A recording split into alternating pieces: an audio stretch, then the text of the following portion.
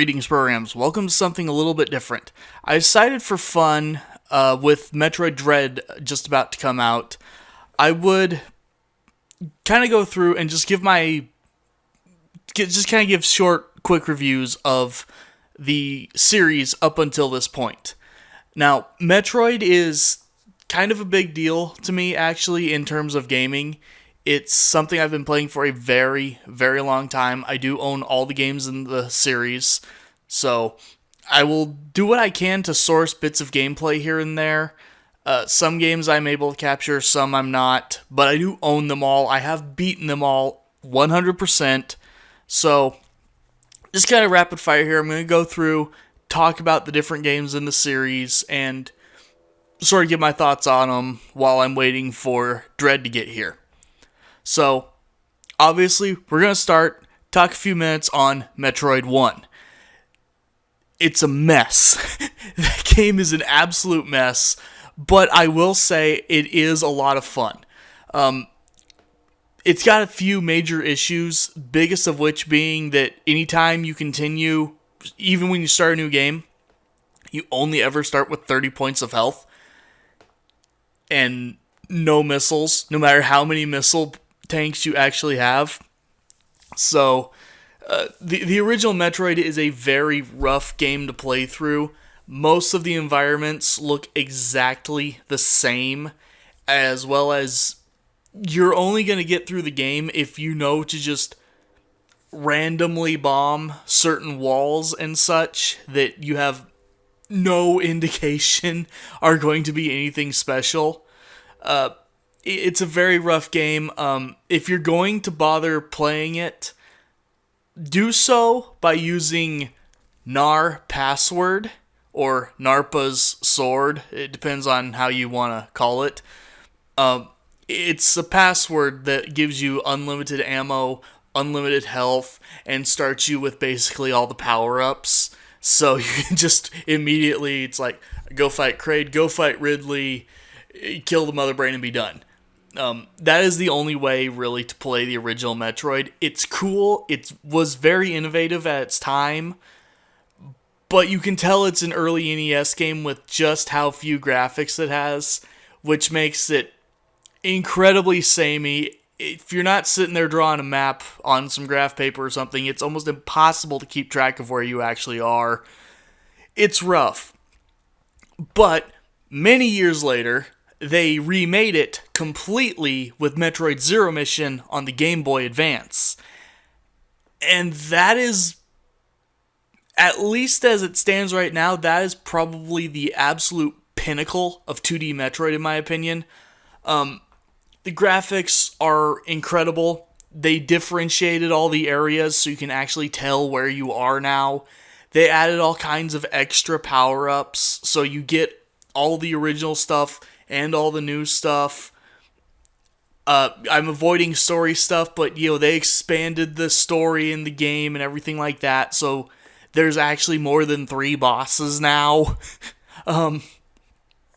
It's smooth, buttery smooth, amazing gameplay in that one.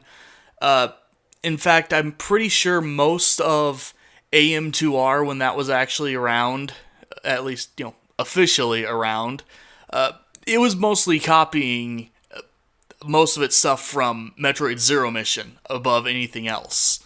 So, Metroid Zero Mission probably is still the single best example of taking an old game and remaking it.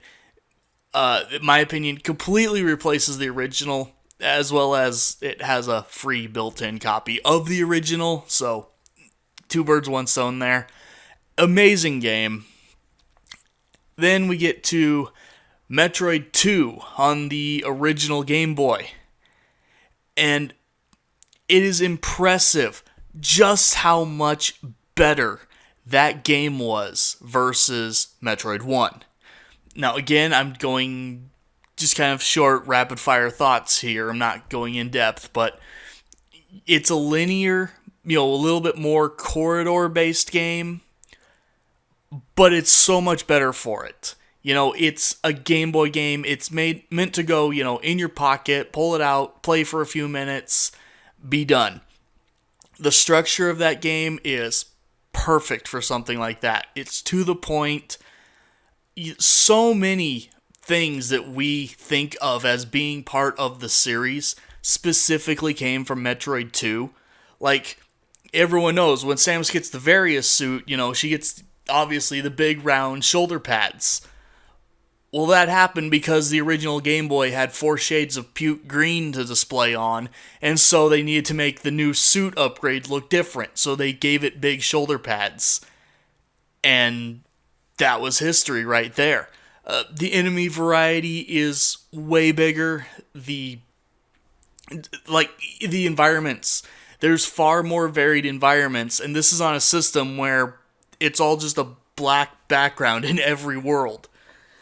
But just from having more songs and more textures for the walls and stuff, they actually do a really good job of expanding the world out and making it just infinitely more fleshed out. I know a lot of NES games actually got their sequels on the Game Boy, and some of them it didn't really feel like a sequel. It just kind of felt like, well, I mean, technically I guess it was a sequel, but it felt like it was just the same game, but on the Game Boy. That one really took so many steps ahead. And then obviously that one also got remade all the way up on the 3DS with Samus Returns. And once again, Nintendo went above and beyond and made one of the better remakes of all time. Yes, I'm aware a lot of people are very upset to this day that because of Samus Returns coming out, AM2R got officially taken down and DMCA'd and all that. I mean, it makes sense, that Nintendo's making a remake of that same game. Yeah, there's some toes being stepped on there. That's its own discussion. But holy cow, it was a 2.5D remake. So far, it was the only one in the series to be like that until we get Metroid Dread. True full 360 aiming. I forgot to mention, but Metroid 2 on the Game Boy was the first one where Samus could actually shoot downward. And then, so when they remade it, yeah, full 360 aiming, any angle you want. There's a melee counter now, so you could just actually hit things like she does in the Smash Brothers games. Even more power-ups and stuff were added. There's the system of Aeon abilities, which is just, you've got 4 power-ups that run off of the same, energy tank system kind of thing. Just, again, huge improvement, great game. Still one of the main reasons that I keep my 3DS and, it sits beside my bed in a charging cradle. It is always ready to go. And 90% of the time, if it doesn't have Harvest Moon or Zelda in it, it's got Samus Returns. So, incredible game there. Next, you get to Super Metroid, which I actually happen to have sitting on my desk right now. But, yeah, this is kind of the gold standard of the series. This game is what set the Metroid series up for what it would end up becoming. Because, Metroid 1 obviously, brought in the whole non-linear thing. Metroid 2 expanded on that, made it a lot more trackable, I guess you'd say, where, you can actually reasonably get through Metroid 2 without making your own map the whole time. This game just has a map feature when you hit the start button, and it makes such a difference. Again, this is, basically, this is the game that cemented Samus's arsenal as we know it. This is where you got the gravity suit, this is where you got the speed booster. This game was unique in that it had a run button. Really wish we'd get the run button back. I'm kind of hoping that comes back in Metroid Dread, actually. But, it did so much. There's so many mechanics in this one that even ended up affecting the 3D, Prime games. Because this is the game that invented the grapple beam, which was great. The X-ray visor made its first appearance here. like, it's hard to understate just what an effect this game had on the series, as well as obviously between this game and Castlevania Symphony of the Night, we got the accursed term Metroidvania.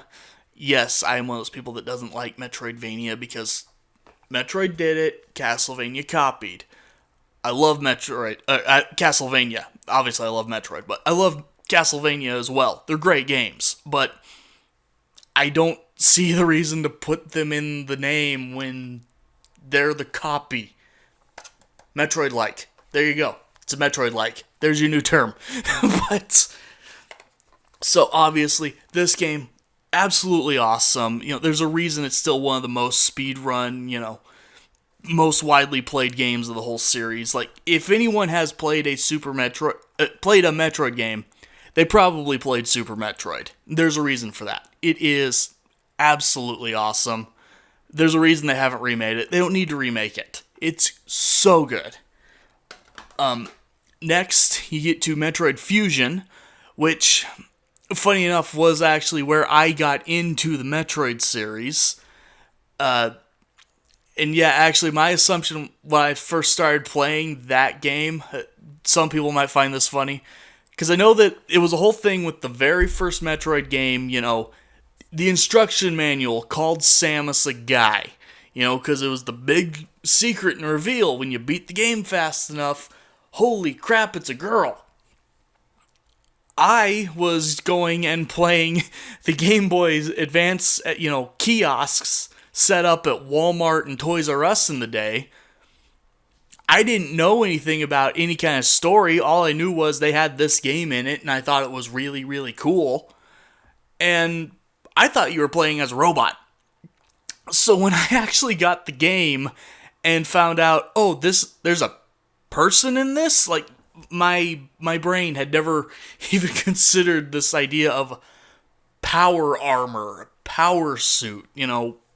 I was a stupid kid, but it took the game, the series, in a very kind of weird direction, because the whole point of that one, you're on an actual research spaceship owned by the Galactic Federation, so it's not going after pirates. No, you're on a Federation ship that's been overrun with these parasites that almost kill you during the opening of the game, and the game is bonkers. A lot of people don't like it because, funny enough, it is actually at the time, it was the most linear game in the series. We'll get to that later, why it's not the most linear game now. It's the second most linear. And it was the first one to actually have, like, dialogue and NPCs that you had to interact with. Yes, all you did to interact was step on a platform and then read the screen, but there was actually NPC interaction in it. There was a story. Samus would monologue, text only, obviously, Game Boy Advance. But, she'd monologue at certain points while riding an elevator and tell you, like, more of the story, not just referring to the old games, but events that we had not heard of yet. It's such a good game. There's a reason that I played that one and then immediately went and got, like, every other Metroid game I could find, because I had never heard of Metroid up until that point. All I knew was Zelda. So, great game. Yes, it's linear. Be aware of that.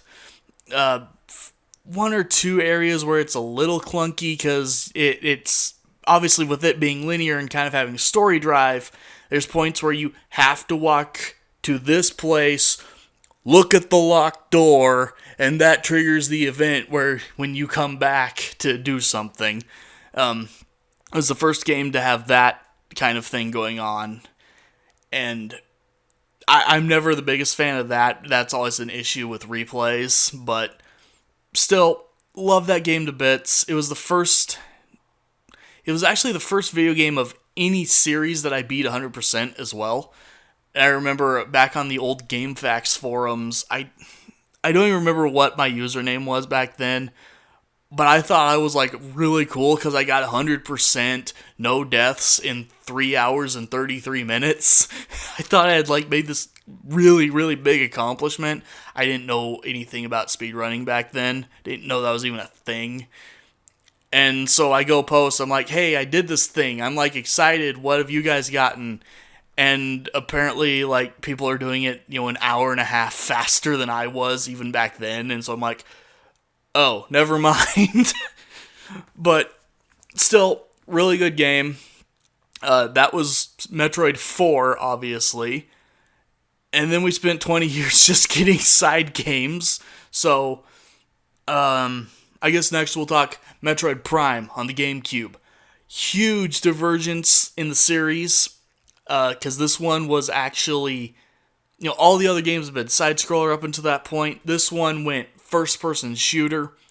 Me and many other people were not down with that. It's funny, like I had this whole group of friends, we only had discovered Metroid with Metroid Fusion. So it's not like we can say we were long-term fans or anything. We were like 10, and Fusion was the first one we'd ever seen. But as soon as we saw that one come out, we're like, no. Like, we all rejected it. It's like, no, we want Metroid, not Halo. Keep these separate. Of course, when I actually got the game, it actually was the pack-in game with my GameCube. I got my GameCube actually pretty late, so I had Metroid Prime packed in with the demo disc of Prime 2. That tells you how long it was before I actually got the game. As soon as I got it, started playing it, instantly, it became my favorite game on the GameCube. I actually will to this day say that on the GameCube era, I was more of a Metroid fan than I was a Zelda fan. Which anyone who knows me knows, like, that is absolute blasphemy. Go to the church and ask God to forgive you. So, that's, it was kind of a big deal. It was weird in that it's a first-person shooter where you don't aim. You actually just hold the lock-on button like you're playing Zelda, and, you L-target guys to keep them on, keep your shot on them. But it is hard to express just how good that game was.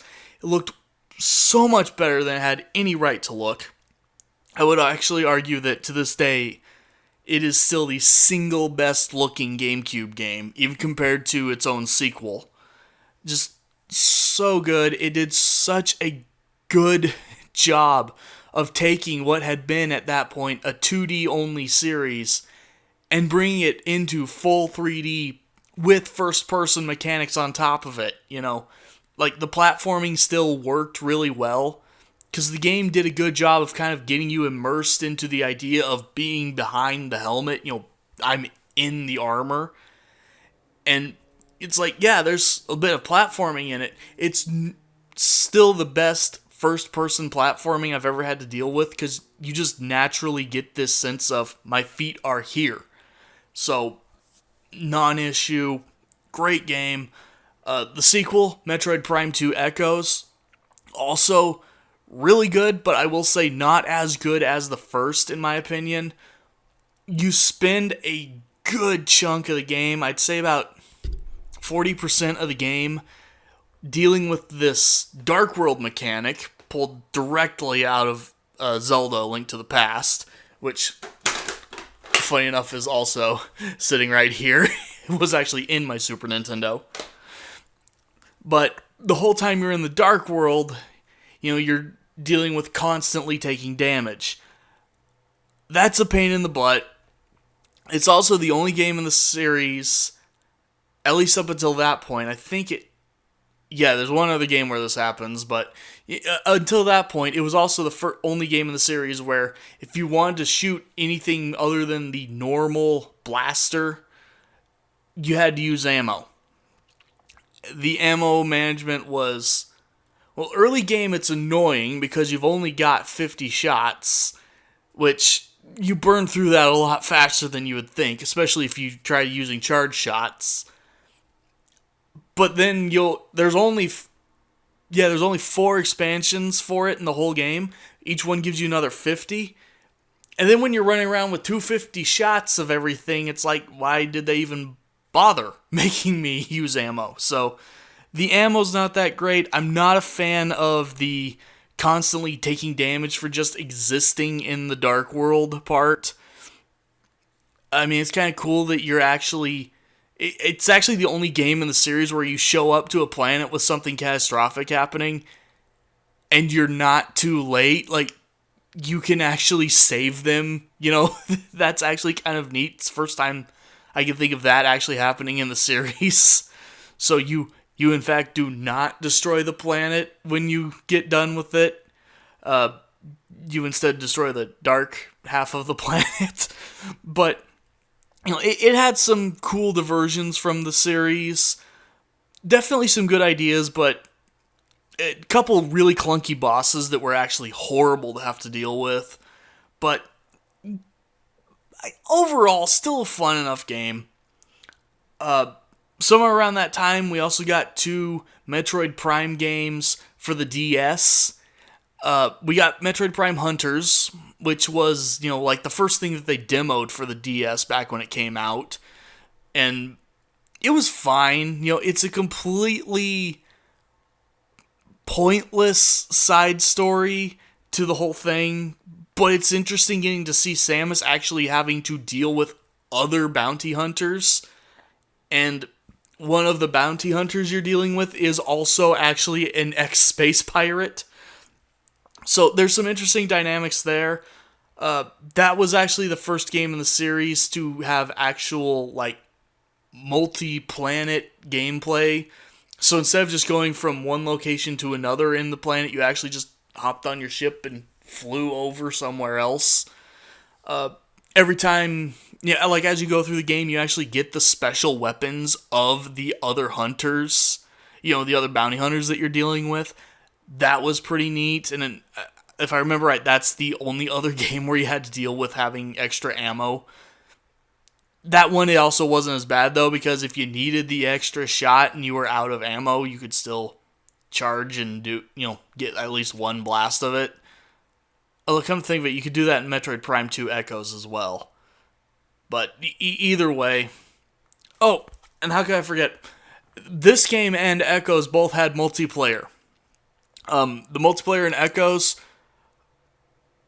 My dad and I mostly just played it to do stupid things. Like, we never tried to play it legitimately, but we found one of the maps where you could, like, both get in a cannon, launch yourself, and if you collided when you did that, you'd both die.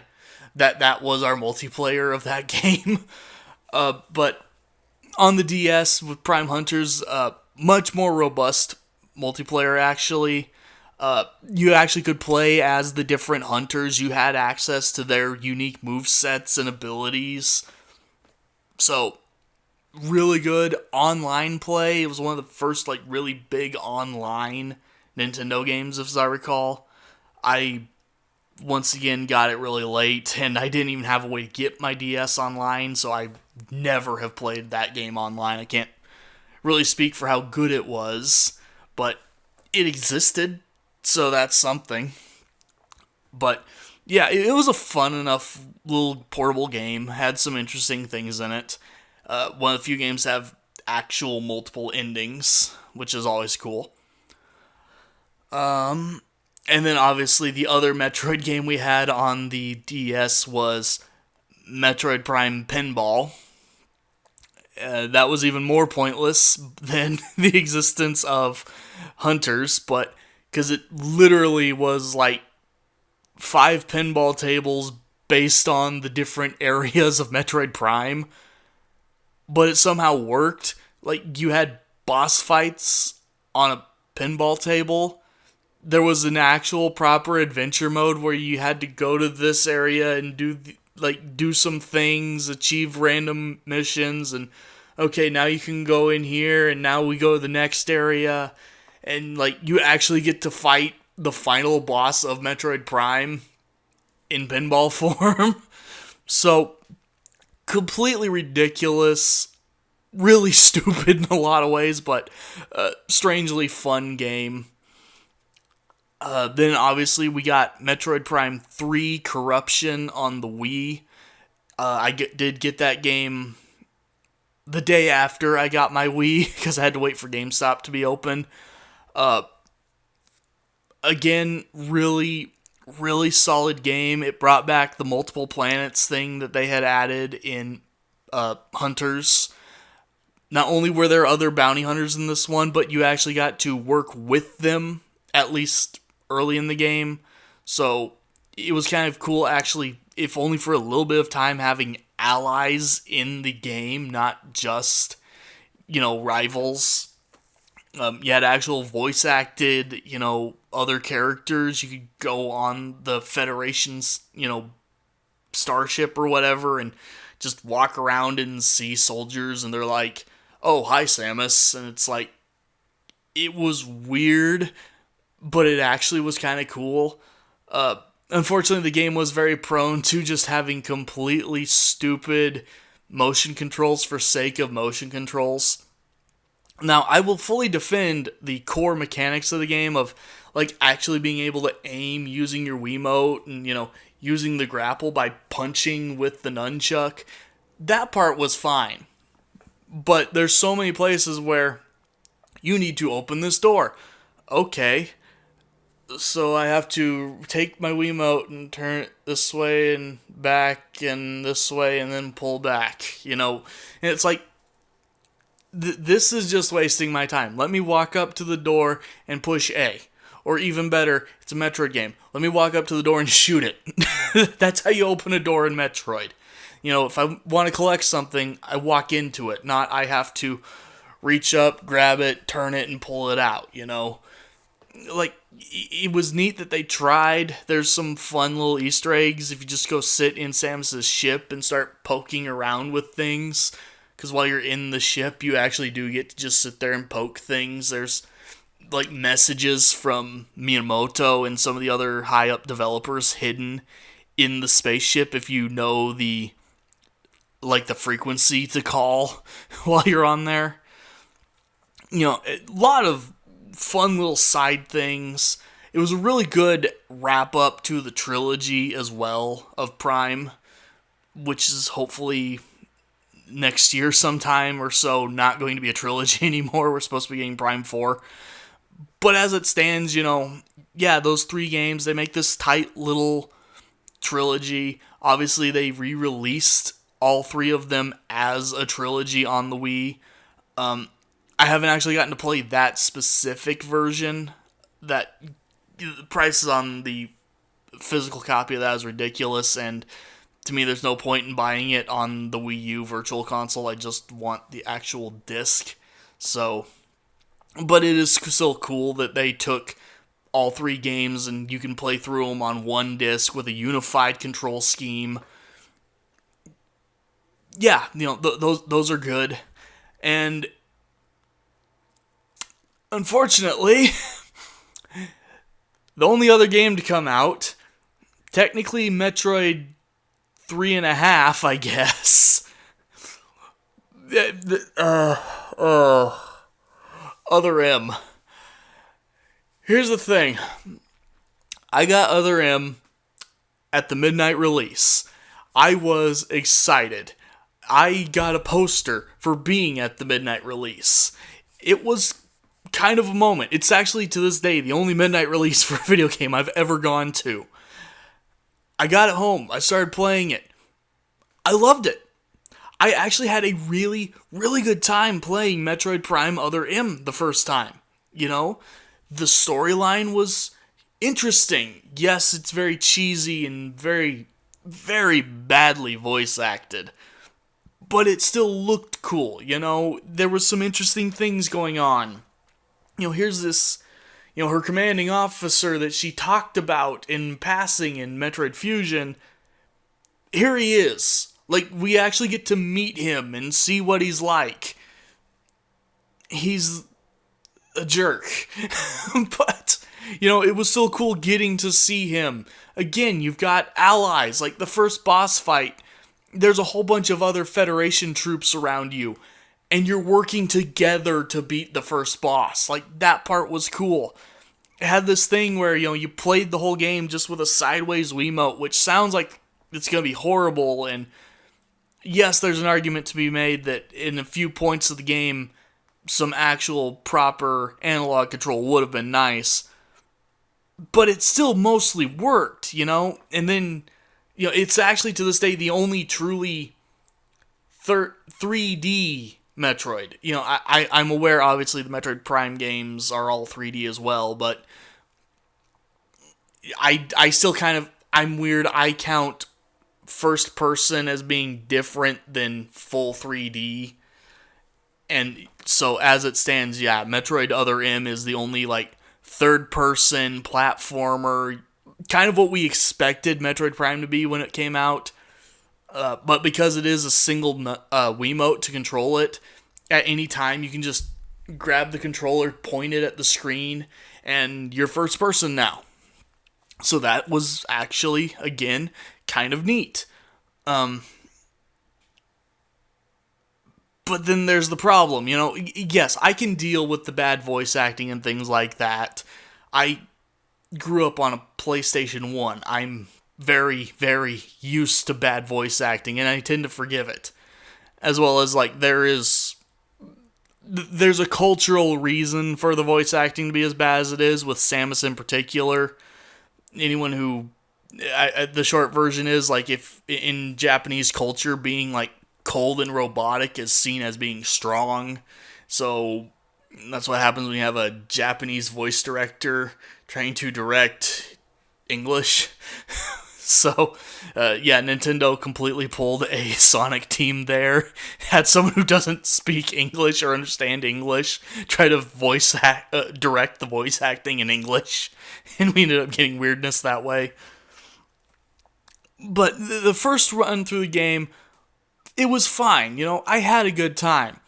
It was weird how it had, this completely anti-climax ending, and then there's actually a second chapter after that, so you kind of have to beat the game twice. But it was really cool, especially you come back in that second time. Obviously, very, very linear game on the first half of it, the first part of the playthrough, shall we say, because it's, Samus, go here, Samus, go there, activate your this, you didn't get to find your power-ups, you just were told when you were allowed to use them, which it makes sense on the one hand, but why did you have me turn off my power suit upgrades? My ability to stay alive does not put the normal simpletons on this place at risk from me, so They almost were onto something decent there. I'm aware it's a video game. You have to find a reason to make me lose all my power-ups between games. But, that was not the way to go about it. But still, it's mostly okay. There's a few Now, worth mentioning, though, as you play through it, there's a few sections where it forces you into first person, and you are stuck there until you happen to point your cursor at the right thing. Two of those I found infuriating. One of them, it's not a big deal once you know what you're looking at, and it's actually the very first one in the game where the game just makes you look at a spaceship. You need to point the cursor at the BSL logo on it, Okay, that one makes sense now that I know what's up. The biggest problem is you don't know what you're trying to do when it does that to you. But, okay, that one, I can live with it. Problem is, I want to say it's the third or fourth time it does that to you.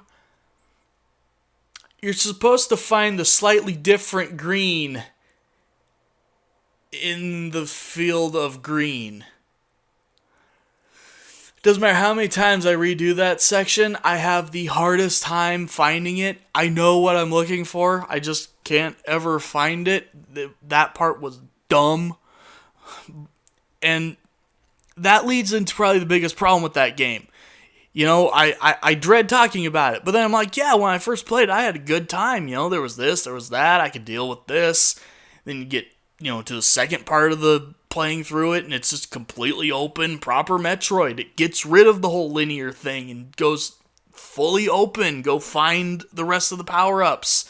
Here's a super boss at the end that's a remake of a boss from Super Metroid. This is awesome. This is great. It is the single most horrible game to replay that I have ever encountered. Just hands down, the worst replay I've ever had to deal with. Because, I mentioned there's a few places in Metroid Fusion where you have to go look at the locked door or something and then go back to be able to do something to get through the locked door. That's all that Metroid Other M is. And it's like, on a first playthrough, that's not too big of a deal because you tend to actually go to the locked door first. Like, it actually does a really good job of steering you where you're supposed to go first to get the story event, then backtrack and go do the other thing. The problem is, it does it so often, and now that you actually know where you're supposed to go next, you're not going to be led towards the locked door you're supposed to go look at. And if you're like me, you forget that you're supposed to go look at the locked door, and so you go where you're supposed to go, but you can't go there because you need to go where you're not supposed to go, figure out you're not supposed to go there, and then go where you're supposed to go. So, yeah, that game absolutely sucks. Go ahead and just watch in fact, when you beat the game, it gives you a story mode that you can play, where it just, has a little bit of pre-recorded gameplay, and then it strings together all the cutscenes. Plenty of people have uploaded Metroid Other M the movie, which is what it calls itself on the disc even when you get that feature unlocked. Go watch that. I will find a version of that that's good quality and link it in the description, okay? Do not play the game. If you can borrow it from someone and you have never ever seen any gameplay of it, you might have a good time. Again, I did have a actually really good time my first playthrough of that game. It has been the worst replay every time I've tried to go back to it. And if you have watched any gameplay of it, you're probably going to have the same problem I do, where you already know where you're supposed to go, but you have to go where you're not supposed to go, get the cutscene, and then you go where you're supposed to go. So, don't. Okay? If you can borrow it, and you're somehow completely 100% blind to the game, borrow it from someone, play it. You might have fun. And if you're able to have fun, it's a really good game. I would love if they revisited the mechanics of that game. The game was co-developed by Ninja Theory, if I remember right. The Ninja Gaiden people. You had these really cool systems of doing last minute dodges and instantly charging your gun up, and you're low on health, so you stand there and charge up your gun and focus energy and heal yourself a bit and refill some of your ammo. Some of it was clunky, but the core ideas were awesome. Being able to actually do melee finishers where you run up to someone with your gun charge, jump on their head, and do a point blank shot to just instantly obliterate them. There's some cool crap there. But the overall execution still just makes it an absolute dumpster fire. So, I forgot. I forgot. I don't know how I could have forgotten. There's one other Metroid game. And it's the Metroid game that made everyone furious when it came out. But I feel like a lot of people have lost their fury finally. Metroid Prime Federation Force. The chibi-style, first-person, co-op-based game. Oh, but it still feels so weird to talk about that one. It's actually fun, though. If you can the biggest problem with that game, other than its timing, because like that came out during like the huge like 15-year drought, I think, or 10-year drought of Metroid games. It had been eons since Other M came out. We're sitting there like, give us a good one. Now give us a good one. We're finally going to get a new Metroid game, and it's a spin-off in a chibi art form, or art style. And you don't even play as Samus. Like, 3 missions near the end of the game, she shows up and you can see her. And she bails your butt out, so you don't even get to feel accomplished in this thing. You know, it's like... Yeah, everyone got really, really angry with that one. But then we got Metroid Samus Returns. And then people got less angry, because then we got the announcement of Prime 4. And now, obviously, we're sitting here like a month and a half away from Dread finally coming out. So, if you can look past the art style and you're not still feeling the salt rubbed in the wounds from those years back, it's actually a good game. Like, I have a lot of fun with that one. I'm not having a lot of luck finding people to play it with, and unfortunately it is very much one of those games. It's like Monster Hunter.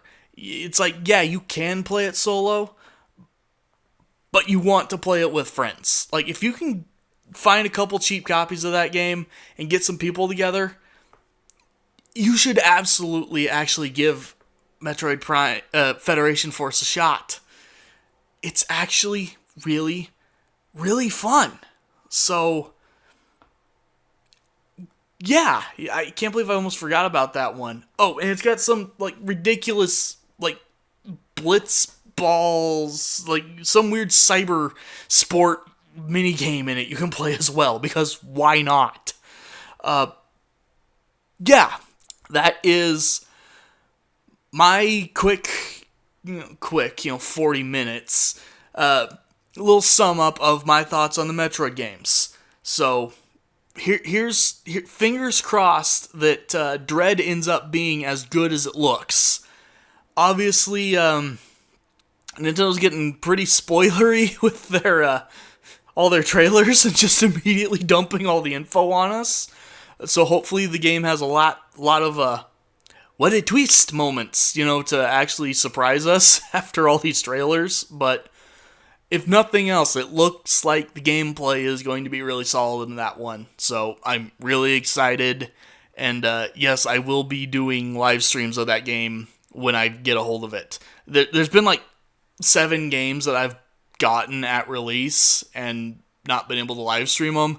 I seem to finally have my live stream setup working consistently now, though. So I'm happy. We're gonna get to do this one finally when it comes out. So yeah, thanks for watching and listening to me ramble. Like I said, if I did manage to find gameplay for things, links to whoever it was from will be in the description and stuff. If I had to outsource it, we'll see what I end up doing with this in the actual editing process. But anyway, thanks for watching. See you next time.